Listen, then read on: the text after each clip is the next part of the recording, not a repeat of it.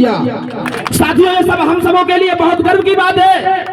यही बुराड़ी अथॉरिटी में जब अरविंद केजरीवाल जी की सरकार नहीं बनी थी तो 584 रुपए हमें सिम के नाम पर लूटा जाता था। जब अरविंद केजरीवाल जी की सरकार बनी उस 584 रुपए को घटाकर 0 कर दिया। साथियों, कोरोना ऐसी महामारी आई, हमारे देश में भी आई और भी विश्व में आई।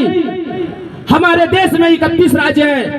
किसी भी राज्य के किसी भी मुख्यमंत्री ने, हमारे देश के किसी भी मुख्यमंत्री ने ऑटो वालों के बारे में नहीं सोचा।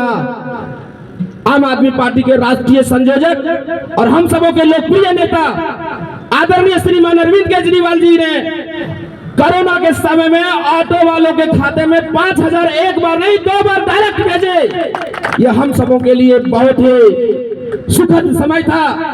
और इतना ही नहीं, बुराड़ी अथॉरिटी में हमारी गाड़ी का प्रत्येक साल फिटनेस होता है सर।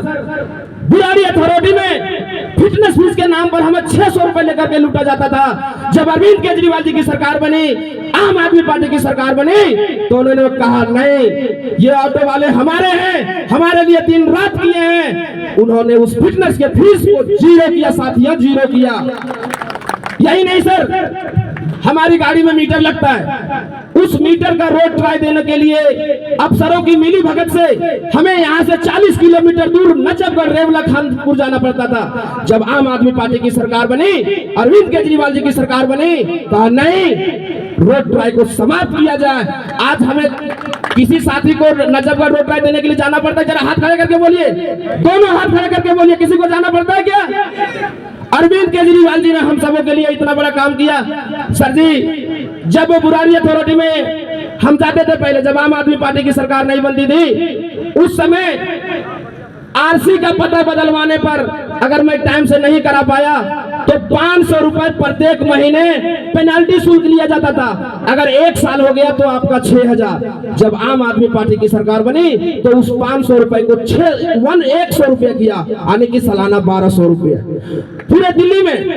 सर जी, जब 15 अगस्त या 26 जनवरी का दिन आता था, आम आदमी पार्टी की जब सरकार नहीं थी, तो पूरे दिल्ली में ऑटो वालों को बैरिकेड लगा करके ऐसे चालान किया जाता था सर कि जैसे पूरे भारत देश से दुश्मन दिल्ली में उठ के आ गया और वो ऑटो वाले दुश्मन है। जब अरविंद केजरीवाल जी की सरकार बनी तो एक धारा लगता था 66/192। आज के समय में सर मैं बड़े फख्र के साथ कह सकता हूँ, किसी भी ऑटो वालों के ऊपर 66/192 ये धारा नहीं लगती है साथियों।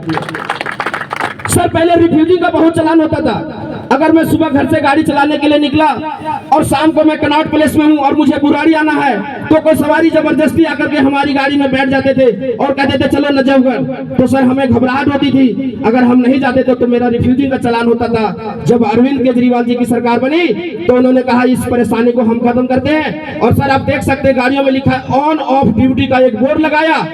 उन्होंने कहा, अरविंद केजरीवाल जी ने कहा कि अगर आपको ड्यूटी नहीं करना है उस तख्ती को पलट दीजिए, उसमें लिखा रहेगा ऑफ ड्यूटी, आपको कोई सवारी परेशान नहीं। क्या सही बात है साथियों? हम सबों के लिए अरविंद केजरीवाल जी ने पूरे दिल्ली में 511 ऑटो स्टैंड लगवाए। 511। पहले ट्रैफिक पुलिस हमें बहुत परेशान करते थे। सर जी, मैं आपका बेशकीमती समय लिया तो इसके लिए मैं माफी चाहता हूं। अब मैं बुराड़ी विधानसभा के विकास पुरुष विधायक, यशस्वी विधायक, ऊर्जावान विधायक, युवाओं के धड़कन, गरीबों के मसीहा आदरणीय श्रीमान संजीव झा जी को मैं आमंत्रित करता हूं कि हम सबों के बीच अपनी बातों कर। संजीव झा जिंदाबाद, धन्यवाद। आज एक गड़बड़ बहुत बहुत धन्यवाद उमेश भाई का, जिन्होंने विस्तार से सभी बातें जो आप सब लोग इससे सहमत हैं। मैं आज